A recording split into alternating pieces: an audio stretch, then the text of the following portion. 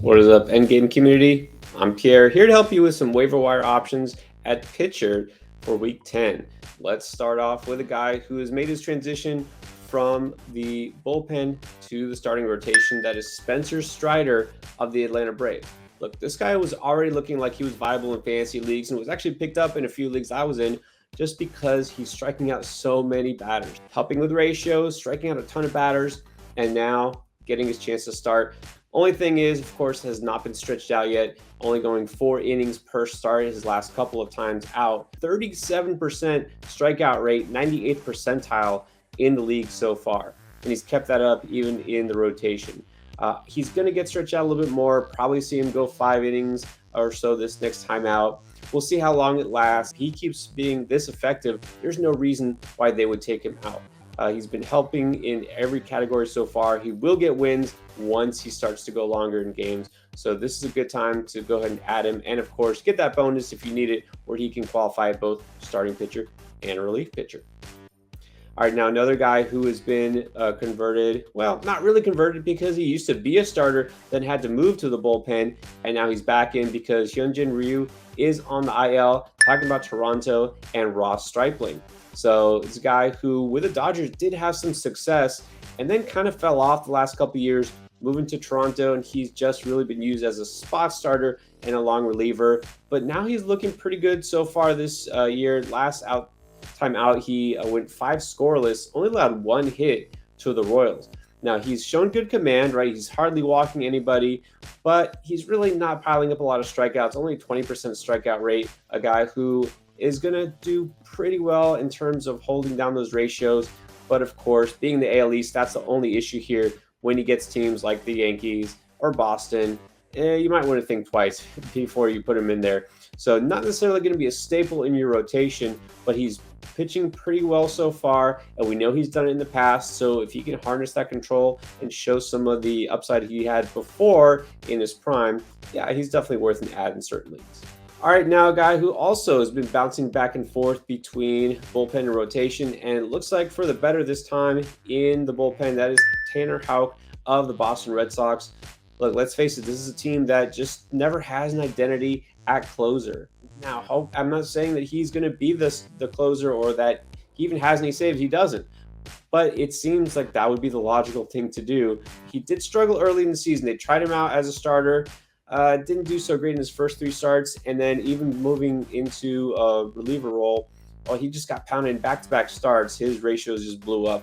Ever since then, he's actually been dominant. All right, so he's working on a 14-inning scoreless streak, and the strikeouts have actually increased. It's a guy who's got a ton of talent. All right, that's not been the question. It's just how will he be used, and well, maybe he's just better not as a starter. So far he's been really good. If you're looking for a speculative closer, it would make sense. Boston keeps flipping guys in that role. But even so, it seems like he's somebody who can help you out fantasy-wise, because unless he has another one of those disastrous outings, which looks like it's not going to happen, he's going to help your ERA and your WHIP and your strikeouts. That's always a good thing. All right, let's get to some closers now. Let's talk about a guy, Paul Sewald of Seattle Mariners. Talk about a team that can't figure out who they want to be their closer. Maybe they're just following the Tampa Bay model and they just don't want a guy to be the guy. But right now, Sewald maybe is the guy. He's got a couple of saves in the past week. He's got 4 in the season, but they've been spread out. But this past week, he's got 2. He's been a solid source of ratios, 2.21 ERA and a 0.84 WHIP. That'll play. He strikes out about a batter per inning. I'm just going to say, temper your expectations. Don't expect that he's going to wind up being the closer the rest of the season, because they got so many guys that could do that. Diego Castillo is in the mix there. Well, I could probably forget about Ken Giles at this point. But look, Seattle, they're probably going to keep using a committee. But if he's the guy right now, well, ride him while he's picking up those saves, and you can stream him for the next week, 2 weeks, however long it is. Who knows? Maybe he'll wind up getting 20 more saves the rest of the season. What about Miami? Well, they're not getting too many saves these days, but somebody's got to do it. Look, it was Bender early in the season. He is on the IL and still recovering. Right now, it looks like it might be Tanner Scott who's getting the saves. And this is a guy who does have a little bit of experience closing games in Baltimore. He's doing pretty well, picked up a win and a save this past week. And with Dylan Floro, the guy who a lot of people just overdrafted, shouldn't have drafted before the season, he just hasn't been the same since getting injured. He hasn't looked right. And then Anthony Bass, he's never going to be more than a setup guy. He shouldn't be the one closing the door in the ninth inning. Tanner Scott looks like the best candidate. He's a hard thrower. He gets strikeouts. And so right now, again, it's a little risky here because, we're not sure if he can really stay consistent in terms of, keeping that job, but also just, keeping runners off base. But for now, again, you're looking for some saves, looking for a guy to stream temporarily. Tanner Scott might be worth a pickup, and he's available pretty much everywhere. And last but not least, talk about a young pitcher. How about in Cincinnati, Graham Ashcraft? Now, there's good and bad with him. It's very clear what he does. Number one in what he does is he avoids hard contact. He keeps the ball down. He's got a sinker, he's got a cutter.